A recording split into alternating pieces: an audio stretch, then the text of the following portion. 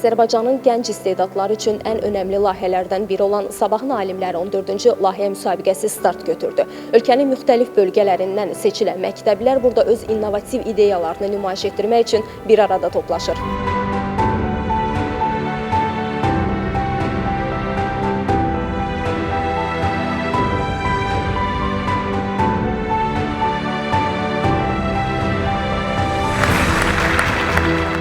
Elm bağlı kitab deyil, elm daimi yenilik gətirir və bu yenilik yeni suallar yaradır.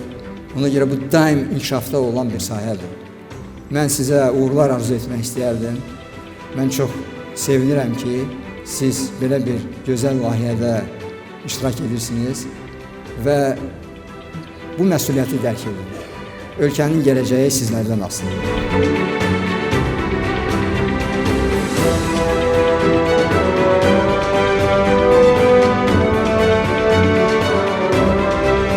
Sabahın alimləri müsabiqəsində iştirak etmək,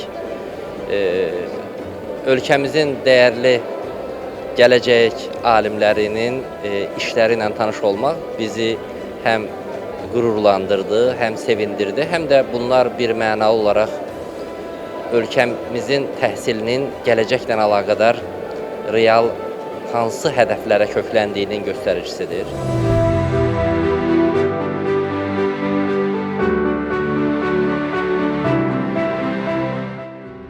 9 müxtəlif istiqamət üzrə ümumilikdə 664 layihə müraciət eləmişdik. Bunlardan 138 layihə finalda iştirak etmək hüququ qazanıb.